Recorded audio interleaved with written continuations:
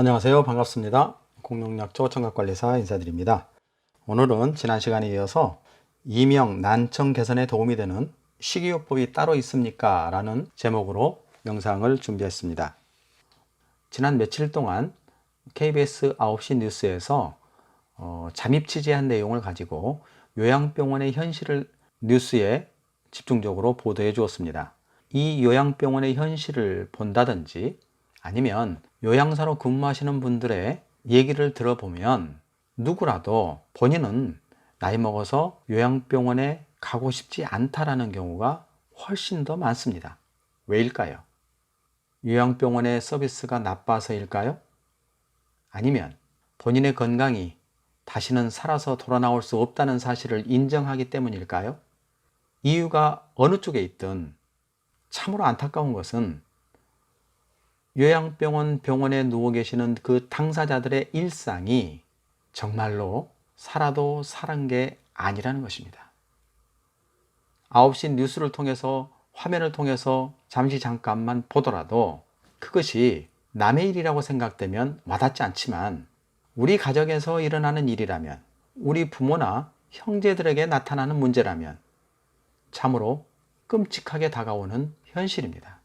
이런 부분들에 대해서 경각심을 가지고 요양병원의 폐해를 지적할 것이 아니라 어떻게 하면 요양병원에 가지 않을 만큼 건강관리를 잘 할 수 있겠는가, 이것이 우선되어져야 할 것이라고 생각합니다. 본론으로 들어가서요. 오늘은 이명난청 개선에 도움이 되는 식이요법이 따로 있는가에 대한 내용인데요. 일단 책의 원고부터 읽고 개인적인 의견을 추가하도록 하겠습니다. 이명난청에 관련해서 다양하게 소개되어지는 식이요법들이 있지만 여기에서 소개하는 식이요법은 이명, 난청에만 적용되는 것이 아니라 전체적인 건강관리에도 기본적으로 실행해주면 도움이 되는 것이라고 이해하는 것이 좋을 것 같습니다.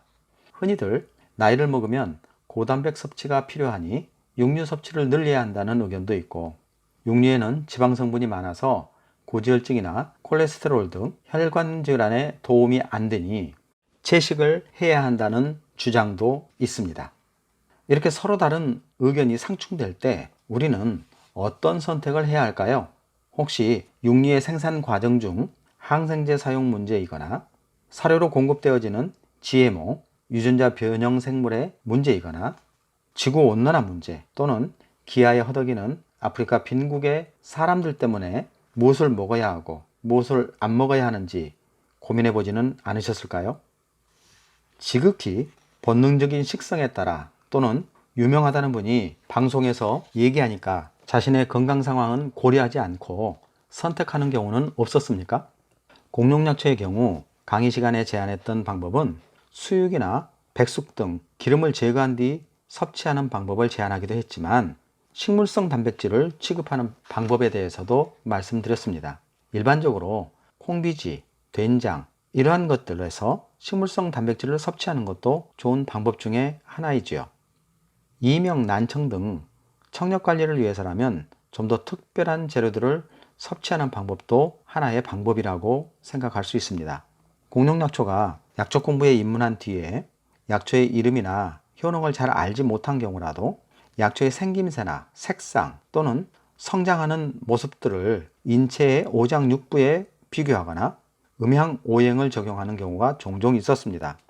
그 중에 대표적인 약초가 우슬인데, 일반적으로 우리가 우슬 하면 소의 무릎과 유사한 모양이다 해서 지어진 이름이며 무릎 관절에 사용되는 것과 동물의 간이 사람의 눈에 좋다는 것으로 생각하고 시력이 좋지 않은 분들이 동물의 간을 즐겨서 먹는다는 것, 또는 비트의 적색이 심장과 심혈관 질환에 좋다고 활용되어지는 것처럼 청력에 좋은 재료는 무엇일까 하고 찾아보니 참 좋은 재료가 있었습니다.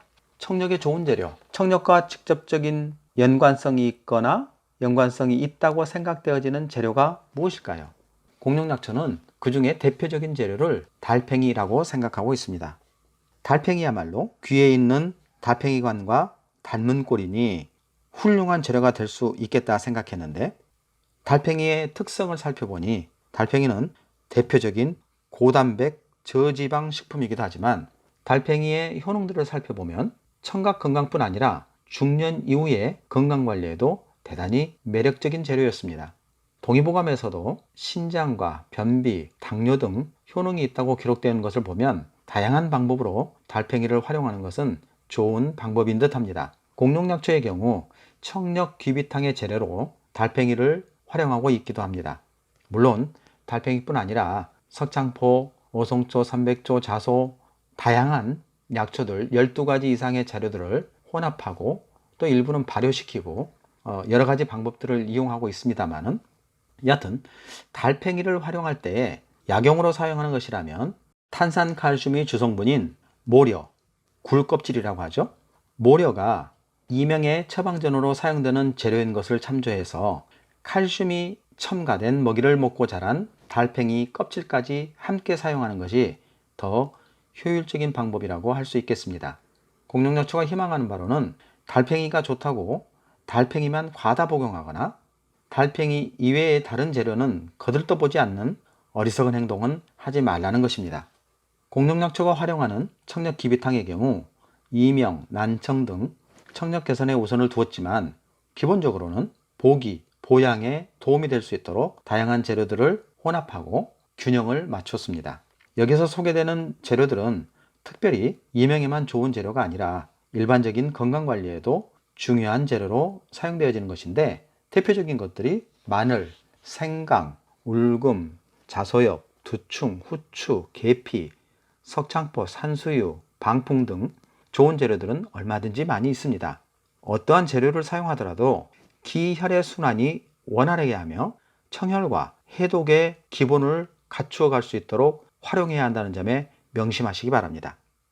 이명과 난청 개선에 도움이 되는 식이요법에서 공룡약초가 언급했던 재료들이 좋은 재료인 것은 분명하지만 이 재료들을 활용하는 방법에 있어서 기준은 동의보감에서 얘기하거나 서양의학에서 얘기하는 것들이 아니라 기본적으로 전통의학에서 약재의 음양을 나누고 오행을 나누는 음양오행법을 가장 기본적으로 활용하고 있습니다.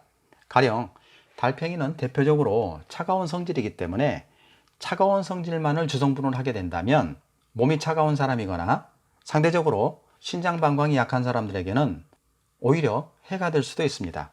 때문에 음양오행표를 참조해서 달팽이의 차가운 성질을 감해줄 수 있는 따뜻한 성질의 다른 약초들을 충분히 혼합해야 된다는 것이고 다양하게 들어가고 있는 12가지 이상의 재료들이 서로 균형이 맞을 수 있도록 배분해야 되는 것, 그리고 그 함량에 있어서도 가능하면 서둘러서 약성을 빨리 보려고 하기보다 오히려 간의 피로를 부담을 주지 않으면서 청력 개선에 도움이 될 수 있도록 식품처럼 먹을 수 있도록 만드는 것이 가장 큰 특징이라고 할 수 있습니다. 물론 여기에서 언급한 재료만 좋은 재료다 라고 할 수는 없습니다.